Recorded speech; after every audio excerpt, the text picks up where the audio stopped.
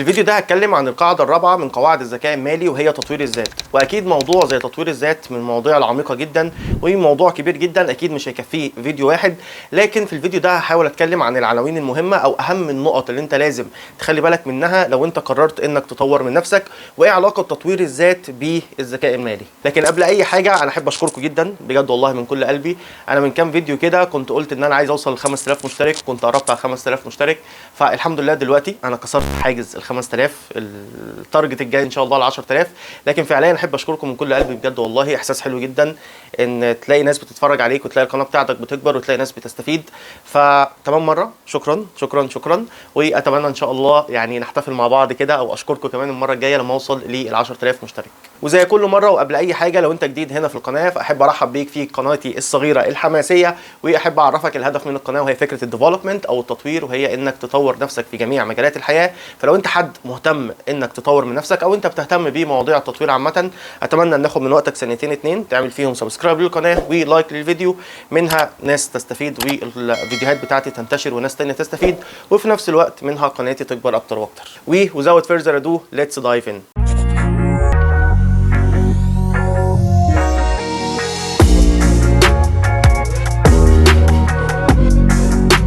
موضوع الحلقه النهارده وهي فكره تطوير الذات من المواضيع المهمه جدا، مش عشان بس تعرف تطبق الذكاء المالي او تعرف توصل للذكاء المالي، لكن هو مهم ليك جدا في حياتك كلها. يعني مفيش حاجه في حياتك عامه هتتغير غير لما انت هتكون قررت انك فعليا تطور من نفسك. طول ما انت مش مطور من نفسك، طول ما فيش حاجه تانية هتتغير. يعني هي نفس الحاجه اللي انت بتعملها كل مره اكيد هتوصلك لنفس النتيجه. لو انت قررت توصل لنتيجه مختلفه، انت محتاج تغير البروسيدور او محتاج تغير الاجراء اللي انت بتعمله عشان خاطر توصل لنتيجه مختلفه.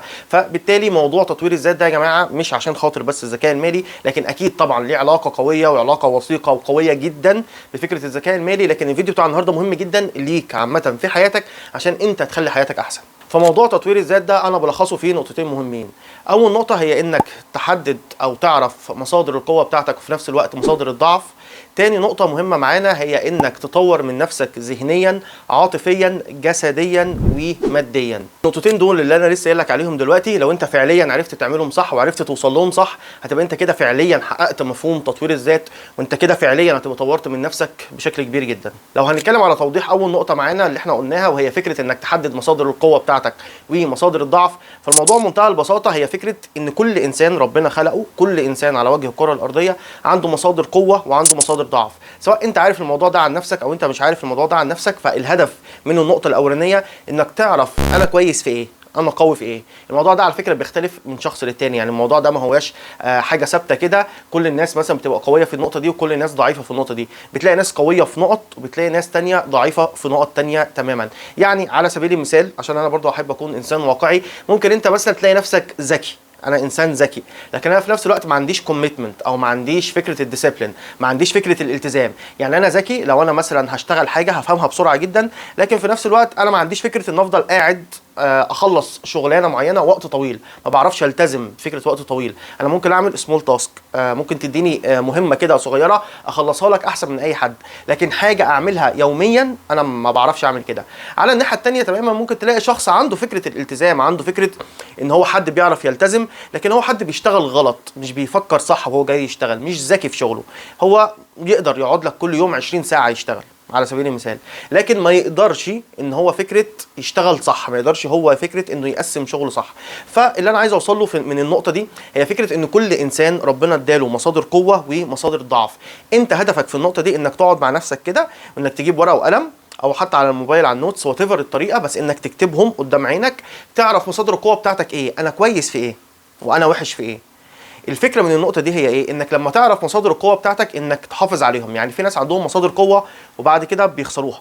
مصادر القوه على فكره مش بس في الشغل، مصادر القوه ممكن تبقى في الشخصيه بتاعتك. يعني ممكن انسان اساسا بتلاقيه كويس وعنده مزايا في شخصيته كتيره جدا، ومع الزمن الميزه دي هو بيفقدها مع الوقت، لان هو مش محدد القوه بتاعته فين، او هو مش محافظ على النقطه دي. فالفكره انك تحدد مصادر القوه ومصادر الضعف، انك مصادر القوه دي انت لما تعرفها تفهم ان انت عندك النقط دي فتحافظ عليها. يبقى الهدف بالنسبه لك ان النقط اللي انا فيها كويس اخليها زي ما هي، مش عايز اخسرها. وفي نفس الوقت النقط اللي انا فيها ضعيف ابتدي اشتغل عليها بناء على طبعا اسلوب علمي ممنهج تماما. واكيد انا في الفيديو ده مش هقدر اتكلم على كل حاجه بخصوص موضوع تطوير الذات. انا قلت في اول حلقه موضوع تطوير الذات موضوع عميق جدا، لكن بحاول بس اديلكم الهيدلاينز او العناوين الرئيسيه المهمه اللي هي ان شاء الله تقدر بعد كده انت تطبقها وتقدر بعد كده تخلي حياتك احسن.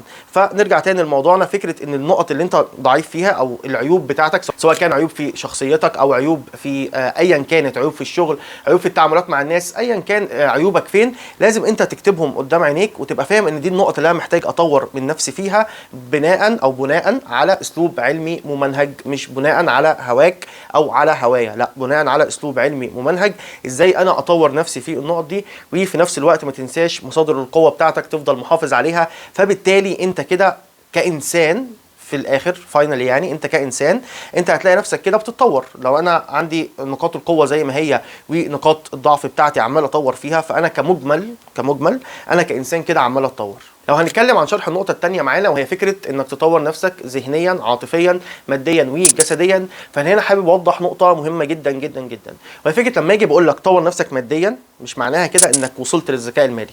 الذكاء المالي كونسبت تاني تماما، مفهوم اخر، تمام؟ مش معنى انك بقيت بتكسب فلوس اكتر معنى كده انك انت عندك ذكاء مالي او بقيت فاهم الذكاء المالي، لا. في ناس بتكسب فلوس كتير وبعد كده بتخسر الفلوس دي كلها، وفي ناس مش بتكسب الفلوس دي كلها بس بتعرف ازاي تدير الفلوس كويس، بتفضل طول الوقت عامه في حياتها معاها فلوس او عارفه ازاي تجيب الفلوس، تعرف ازاي تجيب الفلوس. وعلى سبيل المثال عشان ادي لك حاجه عشان توضح لك اللي انا عايز اتكلم فيه في النقطه المهمه دي، روبرت كيوساكي هو اول واحد او اكتر واحد حط الكونسبت بتاع الفاينانشال انتليجنس، واكتر واحد طبعا هو كسر الدنيا في النقطه دي.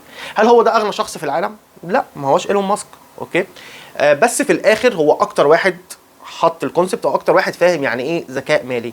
فمش شرط انك تكون عندك الذكاء المالي انك تكون غني جدا او العكس. في ناس اغنياء جدا ما عندهاش الكونسبت بتاع الذكاء المالي، وفي ناس عندها الذكاء المالي بس مش اغنياء جدا. اكيد اكيد اكيد يعني عشان بس برضه محدش يفهمني غلط، مش معناها انك تفضل struggling in your life انك ما يكونش معاك فلوس اساسا ومش عارف تاكل وتشرب وتيجي تقول انا عندي مفهوم الذكاء المالي. لا، اكيد مش ده اللي انا بتكلم فيه، اكيد مش ده اللي انا بتكلم فيه. بس اللي اقصده لما باجي بقول لك طور نفسك ماديا، مش معنى انك طورت نفسك ماديا انك بقيت بتكسب فلوس اكتر تفتكر نفسك كده بينك وبين نفسك يعني انا كده خلاص، انا كده بقى عندي الكونسبت بتاع الفاينانشال انتليجنس، انا كده كويس وزي الفل. لا، فاينانشال انتليجنس حاجه ثانيه خالص. تمام، نرجع نكمل شرح النقطه الثانيه اللي كنا بنتكلم فيها.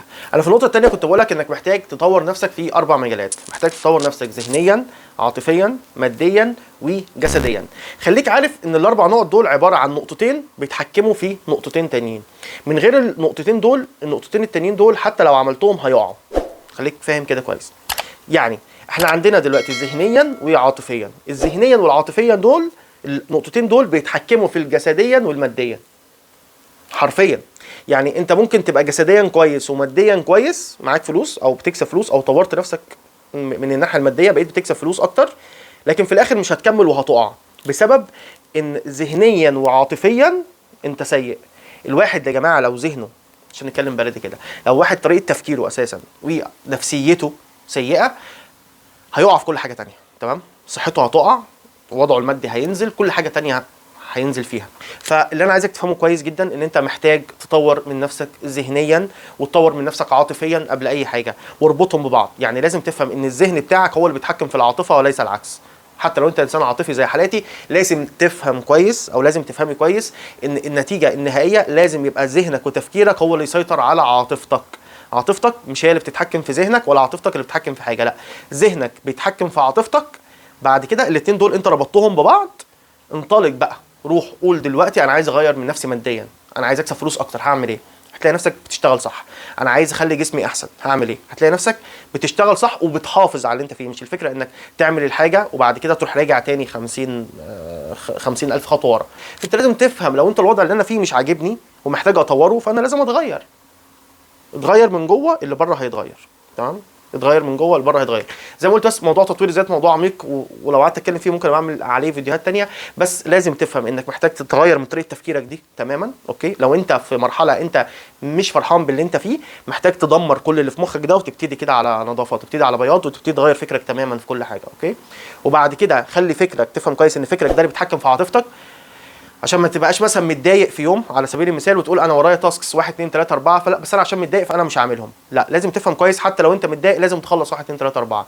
متضايق، مبسوط، فرحان، زعلان، كئيب، مكتئب، الحاجات دي مش هتاثر على المهام اللي انت لازم تخلصها. اوكي، في الاخر اقعد مع نفسك وخليك زعلان، ما عنديش مشكله، ادي نفسك وقت تبقى قاعد فيه زعلان، بس ده مش معناه انك ما تخلصش اللي عليك او ما تخلصش اللي انت لازم تخلصه في اليوم بتاعك.